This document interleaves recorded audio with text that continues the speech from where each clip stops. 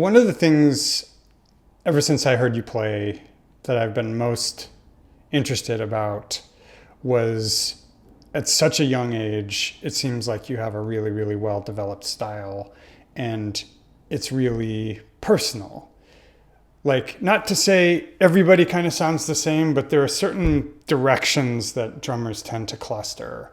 And then there are people who sort of do something a little different. And to speak about, the last time we crossed paths, we did that sort of virtual shed where we were all playing over the No Diggity song. And I thought your stuff that you were playing was some of the most unique, and it was sort of very militantly individual. And whenever I cross paths with somebody who's such an individual at such a young age, I'm curious about why. Was that a conscious decision? Was it due to influences? Yeah, give me the backstory. Thank you, first of all. I really appreciate that.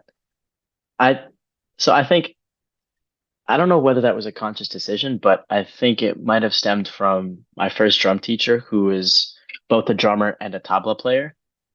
So he lived in India for a couple of years before he came back to the States and started working in the States and playing in bands in the States.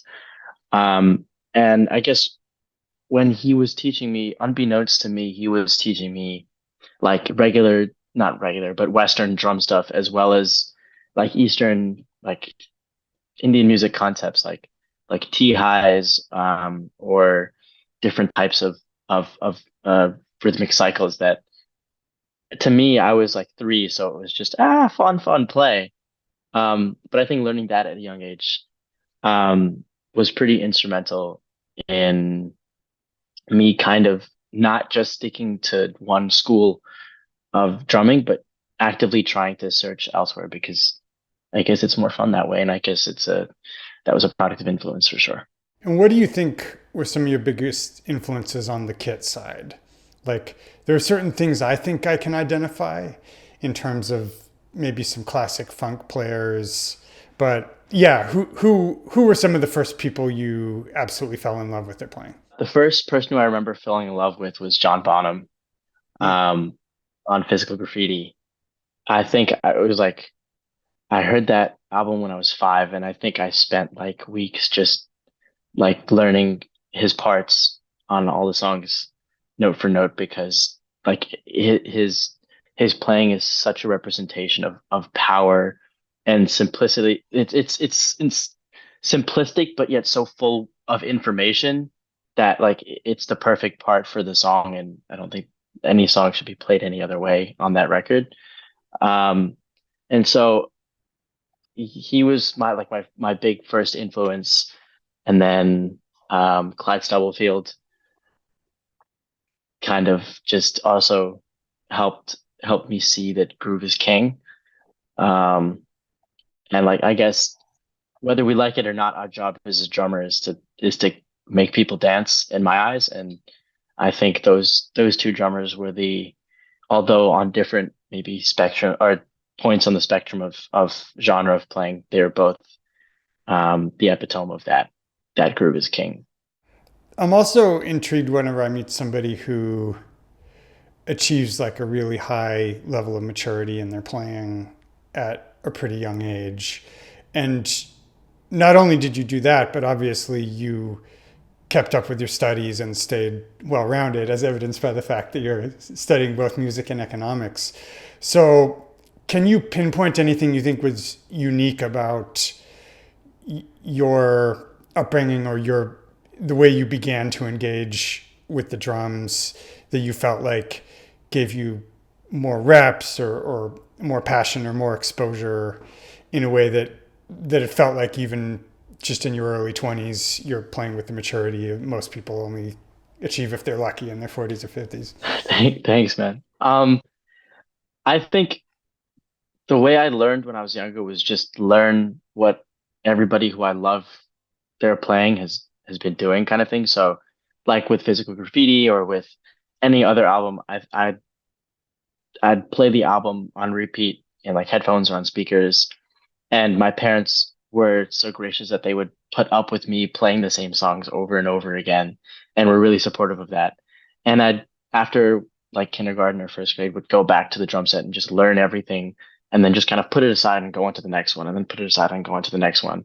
So I think it was a constant curiosity to learn what other people were doing or what my idols were playing, which I think I don't know if that was directly responsible for any particular passion, but I think it helped because there's such a breadth of material out there that I could just keep doing that and just be happy. So it seemed like an endless path to me, which was really exciting. I was just kind of curious. Yeah, what pops out to me is a kind of childlike passion about something, but then that paired with an unusual work ethic for your age. So in my single digit ages, I maybe had similar experiences with people like Stuart Copeland, and I played along to a lot of records. What I didn't do at age 3 or 4 was transcribe every note of everything Stuart played. So that to me is just astonishing. But yeah, I think for anybody listening, that's sort of like above and beyond ability to focus and to go deeper on stuff. Like of course it's going to result in being good at your instrument. What were some of the first experiences and maybe some of the most formative experiences you had when it came to playing with other people?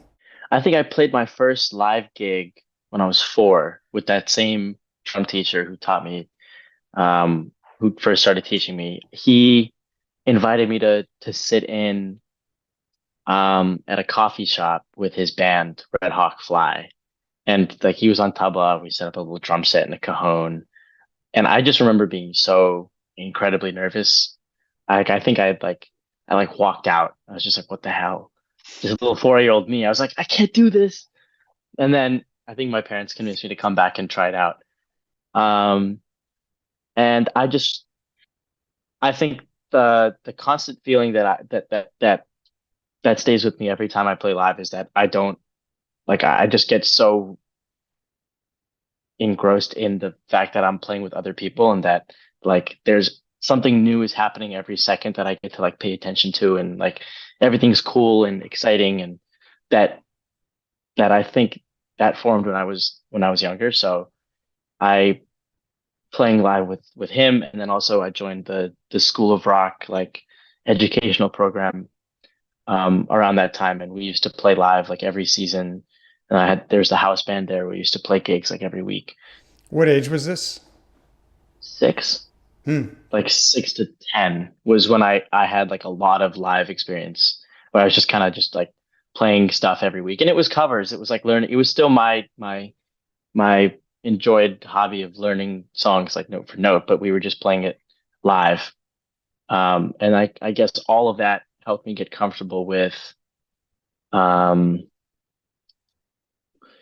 with playing in front of an audience and reacting to, you know, unexpected instances like on the bandstand. Like if anywhere from dropping a stick to like a bass amp failing, like everything and anything had happened in those 4 years of me playing a bunch. And 4 years is like not a lot of time, but I think as a younger person, it was really helpful to get that experience then.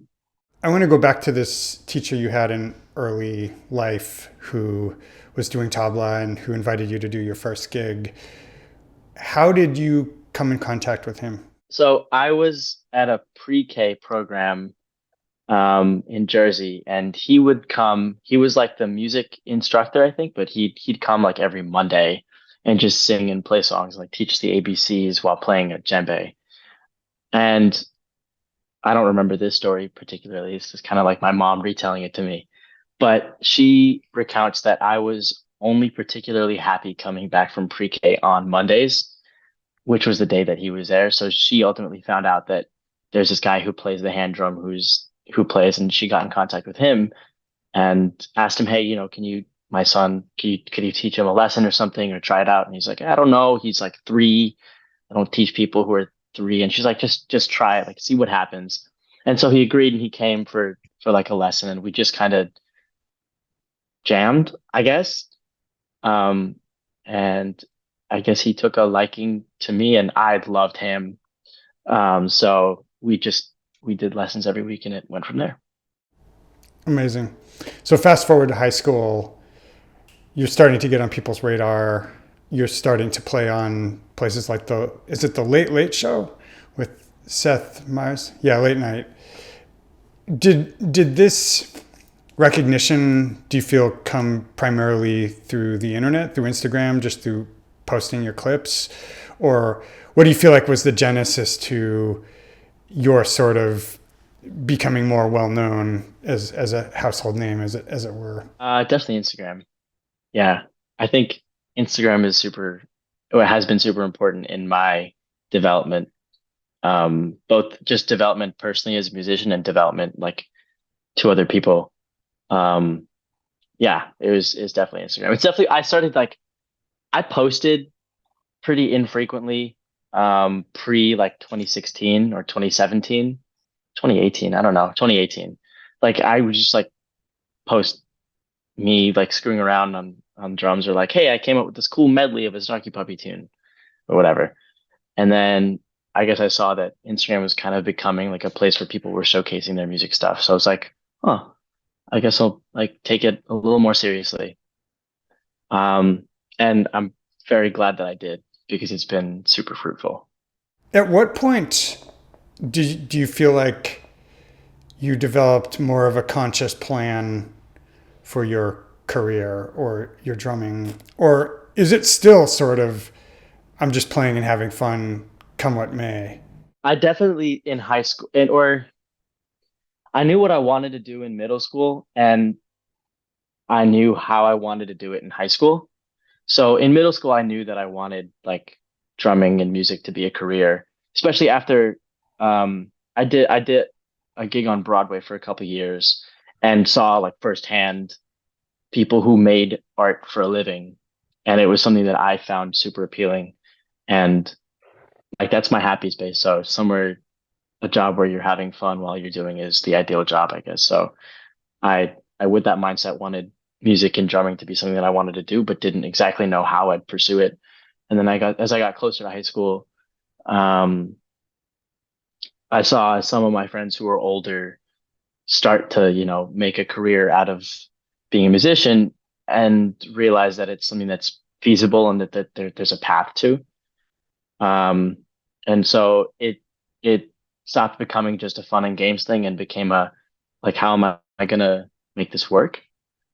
Which I think I've been fortunate enough with my parents to have it not become solely how is this going to work and still like have the ability to have a lot of fun with it because they're so supportive of it. Um, so I think around then I realized that I really wanted to do drums full time. Did you have any mentors or people you looked up to in terms of getting yourself out there, or the Instagram strategy or anything like that? Or did you sort of just trial and error your way into it? That was all trial and error in terms of posting. I think one day I posted some groove and it was like pickup music and pickup jazz that those brand of accounts they picked that up and posted no pun intended and posted it and that became I think that was it got like a however many like some 10,000 views or something and that was a crap ton to me and I was like whoa this is so cool and I just kept doing that if it isn't broken why try and fix it so I just kept doing that and then given that little framework, I have so much room to just post what I'm working on. So, that's I guess that's what that has become is just me like a little it's the cliche like practice notebook of what you've been working on. But really that's exactly what it is for me. When I say I'm like working on a doo and Die Rose group, that's exactly what I've been working on at the time. Yeah, I think it started out as a similar thing for me, and I wish I'd done it more, and I wish I'd shown more of the messy bits. I'm not sure what you think about this, but I feel like there's this idea that I hear among drummers where they feel like everything has to be perfect and perfectly polished to post. And yeah, I wish I had posted more of the showing my work type of stuff. And yeah, I'm curious what you think about that. Yeah, I, I, I think to some extent it has to like it doesn't have to be perfect, but it has to be like a good kind of thing. But it's like a trade-off, right? Humanness versus perfection, and how much people are going to value something being relatable as opposed to something being something that they look up to. The perfect balance is obviously the perfect balance, like on that the top right-hand corner of the graph, so to speak. But I think if it's like relatable and it's human and like if you mess up, everybody does. So after a certain point, it's not a big deal. And like as long as I think the attitude towards posting is that of optimism and just kind of I don't want to say naive joy, but like innocence, then I think it's great. Yeah, I think you're onto something with the word innocence. And the way I think about this is when I used to struggle with performing in public, when I really, really interrogated that, I felt like it was because I felt like I needed to be a better player than I was. Or I felt like I needed to deliver like a Dave Weckl performance instead of just me. And as soon as I let go of that, ironically, I started getting better faster, but I also found it was easier. So I think like if somebody's starting out and they've been playing for a while, but they're not like super well developed. Um, my feeling is like, yeah, exactly as you say. It's like you have the different quadrants in that graph, but you can you can take like the 4 or 5 years to be like the top right, but then practice being yourself in public, like at every stage up to that point. And it feels like maybe sometimes when Instagram or TikTok goes wrong, it encourages people who see their heroes, see somebody like you, or see Joshua Crawford, or see David Kola, and they think, well, I can't play like that, so I shouldn't post. And to me, it feels like, yeah, you have to have two things at once. Like you have to honestly, sincerely want to get better and understand that that takes work and have a realistic assessment of where you are along the spectrum, but also be okay making musical statements from where you are, yeah, on your stage along the journey. Yeah, you said that better than I did. 100%. You're so right. I've thought about it a lot, both because of my own thing and also because of my students. But I'm always curious to hear other people's opinions. Apropos of which, from the outside looking in, when I see you playing, I see it's almost like a master class in a lot of the subtleties that I kind of discovered later in life when I was, in my early mid 20s, realizing like there was a big gap between me and the people I wanted to emulate, and realizing that it wasn't just chops. And when I saw you're playing for the first time, I'm like, oh, his playing is only those details. It's only just like touch and pocket and cleanliness and like not flamming and like maintaining the subdivision on a razor edge so it's exactly in the right spot. And my question in these situations is usually, did you need to consciously put those under a microscope the same way I did, or do you feel like due to your early exposure, those were sort of more ingrained and you could just focus on higher level things? I think it all comes back to the emulation thing because all of the people who I wanted to sound like, that's what they sounded like. And so the means to get to sounding like them was to focus on the subtleties, whether I knew I was focusing on subtleties or not. I guess to me, those things were like were the biggest things, were the little ghost note or the kind of Ringo shuffle where you stay in between a swing and a straight eighth thing. Like that thing was like that was that was it for me. And I guess that's what I also came to love working on, because I don't know, like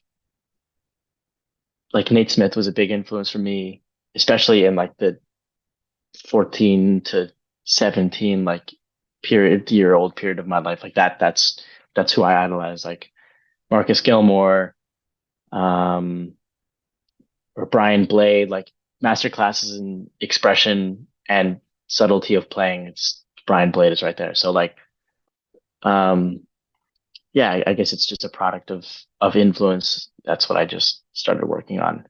And then I kind of never looked back. And so that's why I think like my soloing needs a ton of work and my chops suck, because like I never really worked on that, to my, I guess, to my detriment. But yeah. Well, to me, it just sounds like the testament from someone who's focused enough on an idiom and a language to become, I don't want to say world class because that sounds loaded, but just when we talk about like sort of at the top of your game for something, and in that style, like it feels like you've really achieved a lot. And yeah, I think the nagging thought in a lot of people's heads is, if I focus on this one thing, what are all the other things I'm neglecting? But I think you gain so much when you figure out what to say no to. And there's always a ton of time to work on everything else. But if you keep just sort of whack-a-moling from one thing to another, then like you never really go deep enough on any one thing, right? Yeah, no, I think I really valued going in down rabbit holes, studying one thing or another. Um, and it was something I I had another teacher who I started learning from when I was 12 or so up until college. And he was like a big proponent of that, just go down the rabbit hole and really never don't pull yourself up until you're satisfied, kind of thing. And I think at some point I kind of realized that I could go down like a rabbit hole of something, and never get out of the rabbit hole, and never really explore anything else that I'm curious about. So to an extent, I think like the whack-a-mole thing is a like a good strategy to learning things, but I wanted to make sure that I got deep enough into one thing, and then kind of like let myself naturally go on to the next thing, as opposed to saying, I'm going to study this for a week, and regardless of whether I'm satisfied or not, move on to the next thing. Like if something took months, or something took days, or something took like a year to really be satisfied with, then I think I just felt okay with that. To me, again, from the outside looking in, and having come in later life maybe to some of these discoveries that are more ingrained for people who got good really young. Uh, I think that's the thing you just observed is like one of the most important single things, and also one of the most difficult things is at some point you have to move on to something else. It's at some point going deep and going down rabbit holes outlives its utility, and then it can kind of feel like standing under the streetlight or something, or it feels kind of comforting to stay with what we already know. But at a certain point, you also have to make that decision to like, nope, it's time to move on to something else. I'm really curious about, well, let's start in high school, because for me, I remember high school as I'm sure it is for a lot of people, so many hours of classes and studying, and every sort of spare moment I could find. I guess we'd say in later high school to practice the drums or practice music, I would grab it, but it was hard won. So I'm curious, like how did you balance your time, and how did you find a way to put in enough time with the music? I think the pandemic was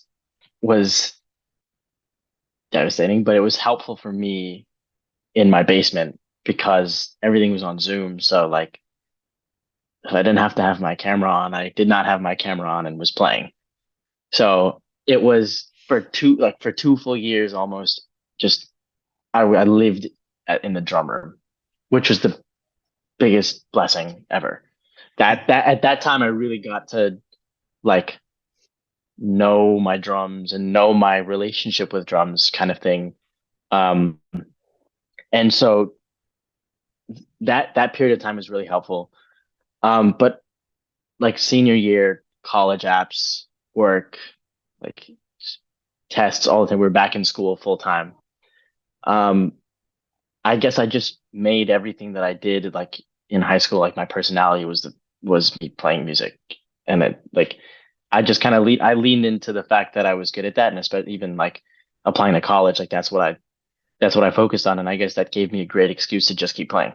So I kind of used every little thing I could to just give myself an excuse to keep playing and practicing, because at the end of the day, that's what I love to do. So, barring a calculus test or like an English paper, if I had time to write about in like my language class about drums, or if I like could frame a math problem in circumference of a bass drum head, or like thickness and resonance, and like all the things that I could relate to drums, I would. And that just, I guess, goes to show how drums and music permeate every single kind of subject there is, from physics to English. So yeah, that I just found time for drums through everything else. I have to digress and ask just one thing about you practicing drums during Zoom lectures during the pandemic years. Did you ever take a free form drum solo to the cadence of like the teacher's lecture? I cannot confirm nor deny that I have done that. I've done that to hold messages and hold music sometimes. Like if I have to get on hold with my bank, I'll just be at the drum kit like vibing, and then when they're Exactly. like, "Your call is important to us," oh, let's play a solo around that. Yeah. That's hilarious.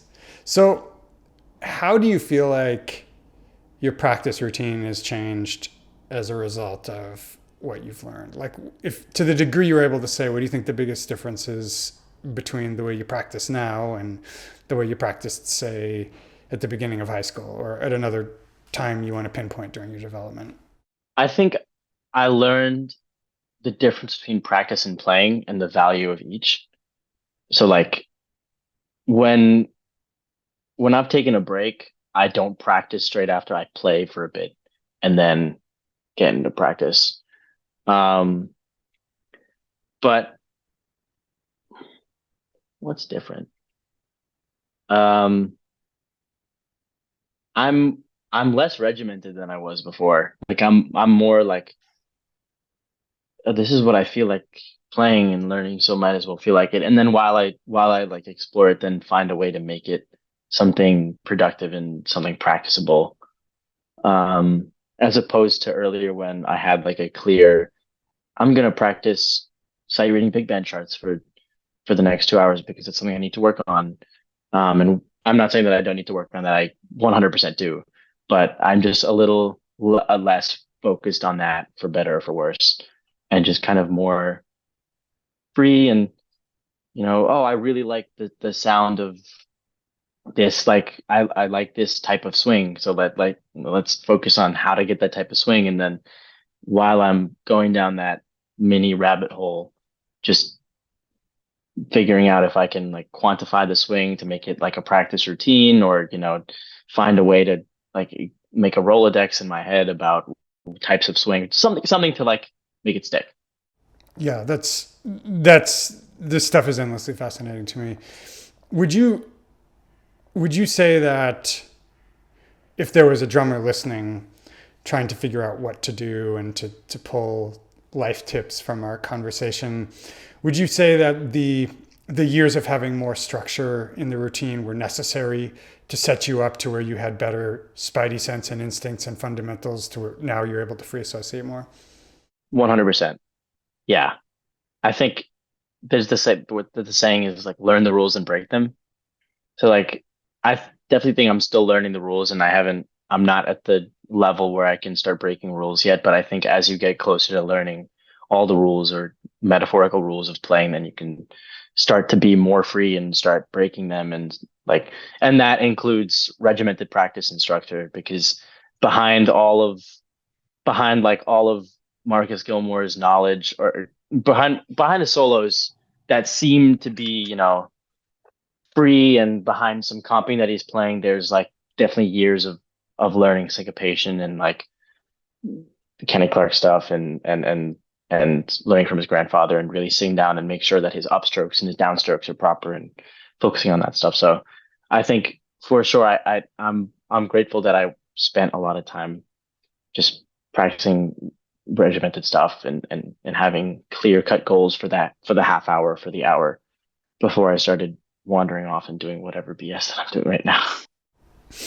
Interesting. And what do you think? This is always the. I hate this question, but I love this question. If you could travel back in time and give like one tidbit to your sort of 12 or 13-year-old self that would alter the way he prioritizes things, just in terms of like everything he's working on, is there something that comes to mind that you say? Good question. That's a really good question. I've been thinking about that recently, funnily enough. There was a period of time in middle school where I stopped playing. Not stopped, but just didn't prioritize it as much. So my first piece of advice would be prioritize playing, and just practice and play as much as you can, because time will never come back. Um, I would say just listen more, like listen to more music and listen to different types of music. Because while I'm grateful for having John Mayer on repeat for like 24 hours in middle school, it definitely would have been helpful to listen to Now He Sings, Now He Sobs, and really pick stuff apart then. Um, and that, in hindsight, would have definitely exponentially increased my curiosity at that point in time. Um, so yeah, I'd say just listen to more and more varying types of music. Interesting. What I would have said to myself was pay more attention to detail and worry less about trying to sound cool. Because I Mm, think I was that guy who would hear like the hip players. Like I was in music school with Obed Calvaire. Kendrick Scott was just sort of coming on the scene then. Eric Harland, and then later Marcus. And so obviously all these guys are doing stuff that's way over everybody's head. And I wish I'd had the discipline to, as you say, just listen to more Kenny Clark and Max Roach and really like focus on my subdivision and everything. But I was a dumb kid. What are you gonna do? yeah, I feel. By the way, Desert Island John Mayer track. Ooh. If you had to pick just one. Um, if I ever get around to living, Oh, I don't know if I know that. it's off of Paradise Valley, I think. For me, it'd probably be Who Did You Think I Was Uh-huh. with Steve. Nice. Yeah. Nice. Yeah, ironically, I wish I had been less disciplined with my listening. I think I was Really? too concerned with listening to the right music, and I was trying to be a hipster, and I wish I had just like indulged my inner nerd a little bit more and gone like fully down the Police rabbit hole, and and fully down the Dave Matthews Band and John Mayer, and just like not worried that music wasn't considered hip in some circles. I think a lot of those artists have aged really well. They've aged better than Oh yeah. they were considered cool at the time. Yeah. Oh yeah. Yeah, no, I agree. I think if I was to give myself another piece of advice, it'd just be like stop caring about what people think, and just be curious. Just let your curiosity reign, because there's no other way to get good at, I think no other way to get good at something other than being curious. That's such a huge one. Okay. Controversial one. And answer this in any way you see fit, because I don't want to put you on the spot, but we both see a lot of drummers on the internet. And if you could take your sort of median Instagram drummer who's got some stuff together, they're putting some stuff out there. What do you think is the biggest blind spot you see for the average Instagram drummer who's kind of coming up? Good question. I think unfortunately the blind spot that I would see and also see in myself is a product of the fact that we're all playing for social media, which is tension and release. I think as much as it's fun to play chops and play a solo, like staying on a groove and not resolving the phrase at a four or playing something that's over the bar and leaving it really tense for the listener is more fun for me, and something that I've fallen victim to is not it's playing releasing too much, being so tense myself with the stuff that I'm playing that I feel the need to kind of release it, and make it whole again. Um, so I think that's the biggest thing that I see, and something that I really need to work on as well is becoming more comfortable with being really tense with my when other people are not, because the release becomes so much better, kind of thing.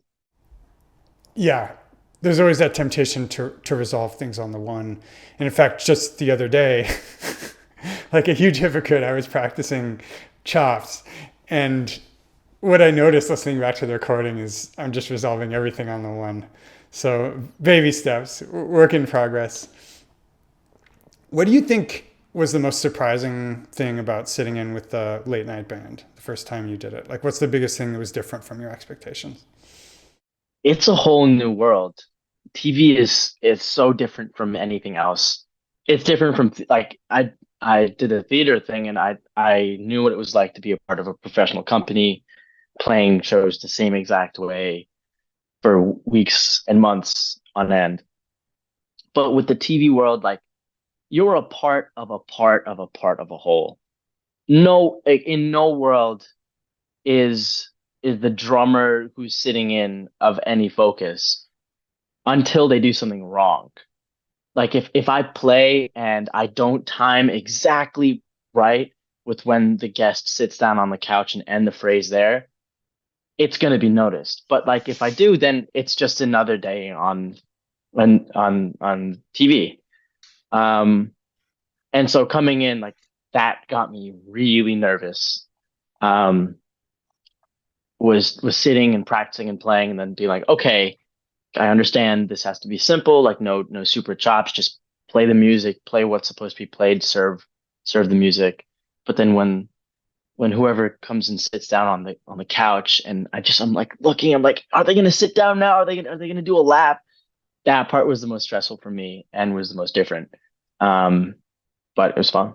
What are the rehearsals like? Are they playing from memory primarily, or is there a book that everyone's reading from? And I could probably just grok this by watching more carefully on TV, but No, I don't think anybody's looking um at like copious notes or charts or anything.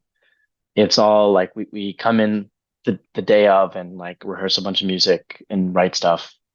Um, and then just we kind of know what we figure out what goes where. Um, in terms of guests, like we'll write like a song themed around a specific guest or something. That was something that I found pretty fun. Um, and then play it and like kind of hope it goes well, and it does because everybody's a super professional and an amazing musician. So that's another sort of musical superpower that I think maybe people who haven't played in those type of situations don't realize is you can be you can sound really really good groove wise, chop wise, in a situation where you have infinite time to learn music. And that's a very, very different skill from picking things up really, really quickly in the moment and then remembering them under pressure. Like that's a very, very specialized skill. Do you feel like the Broadway stuff prepared you for that pretty well? Or was it, oh yeah, yeah. 100%. it was the audition process that helped me with that because coming in for callbacks, I'd come in, I'd play, I'd then they'd give me some singing, acting, dancing stuff to do. And while the playing stuff was usually good, I like didn't know how to sing or act or dance beforehand, before the Broadway stuff. I didn't even know what I was kind of auditioning for. So I'd do that. They'd give me some notes and give me like 5 minutes to work on it. And they'd be like, come back in and do it again for us. And in that 5 minutes, I really had to be attentive to what they were saying and be able to apply it and pick up something new, perhaps that they'd give me, and then go back and do it for them with a job on the line, essentially.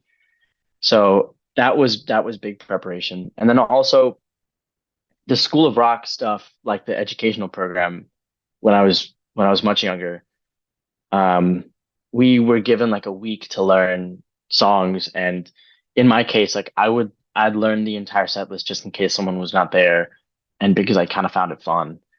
And in the event that like something went wrong or someone accidentally repeated a chorus or something, you'd have to recall the exact form of the song and know where you are in the solo, or and kind of apply that knowledge to extend or shorten or edit what we were playing. That's crazy. My primary experience with that was actually playing on the cruise ships when I graduated from Nice. college. And I would have thought playing in the college big band would have prepared me because there's so much sight reading. So you kind of get a little cocky. You're like, yeah, I can sight read any chart. But it's such a different type of playing, and the volume of music you have to learn is so much greater, and the time you have to memorize it is so much less. So yeah, it was a stressful few weeks coming to grips with that. I think I would need a couple months to ramp up to that again. Like it's such a specific headspace, isn't it? Was it a lot of was it a lot of pop tunes, or like what was the repertoire like on the cruise? It varied by the artist. Sometimes it was just popular songs that we'd all heard and knew, and the arrangements weren't super crazy, and those were the rest weeks. That was cool. But other times it was really really intricate arrangements and a lot of stuff that wasn't represented very well on the page. Like we'd just have tons of chicken scratch on the score, like watch him here, like this cross out an entire staff of music, and it's like he's going to direct this or he or she's going to direct this. So yeah, in my first, like the very first week I dropped in, it was that sort of gig. So Nice. it was definitely trial by fire. Well, I'm interested in what you've got coming next because you're still doing music, you're studying econ. Mhm. Is there a plan going forward, or is it kind of keep playing music, see what opportunities arise, see where it goes? In terms of what I've got coming out next, I'm on this album with Jordan Rakai, who's a guitarist and singer and songwriter based in the UK. Yeah, he plays with Spaven a bunch. I love him. Yeah. Yeah. So his album is coming out May 10th. It's called The Loop. And so I did the drums on that album in London last summer, or this past summer. Um, and we were in the studio for a couple weeks, just like all intensive. It was some of the greatest experiences that I've had. Um, so that's coming out, which is going to be fun. And in terms of my own personal projects, I'd like to start, you know, putting out music soon. So I've been kind of writing stuff and practicing writing, and I don't think I'm any good yet, but hopefully, like, it'll be a trial and error process, as it kind of usually is with me. So I'll put something out and then see if it works and see if it doesn't. But yeah, and then I'm just gonna keep collaborating and writing music with friends. And I guess what else can I ask for? So it sounds like you're a little more process oriented than have some like 5 year plan or like a vision board on your bulletin board. It's sort of just, yeah, if I But keep. I have goals with what I want to complete, but I've I'm 100% open to the process of me getting to those goals as long as I reach them. So, one of those goals would be like releasing an album in the next however many years, or another one would be, I hopefully go on a couple of tours or something, and who that's with, how that comes about, that's completely open to the context that I start working on those goals in. That makes sense. Well, it's been an amazing convo. Really, really appreciate your time. Obviously, we'll link your Instagram. Is there anything else that you want to shout out for people listening or watching that you'd like them to check out? Yeah, just that album that's coming out in May. It's Jordan Rakai, and what's the title again? The Loop. Jordan Rakai, The Loop. Okay, well, we'll find the link for that. Link it below the YouTube video and in the podcast notes. Appreciate it. Anyway, really, really appreciate your time. It was great to finally converse with you in real time. I'm glad we made this happen. Great. Thanks so much for having me, man. I appreciate you. My pleasure. Speak soon.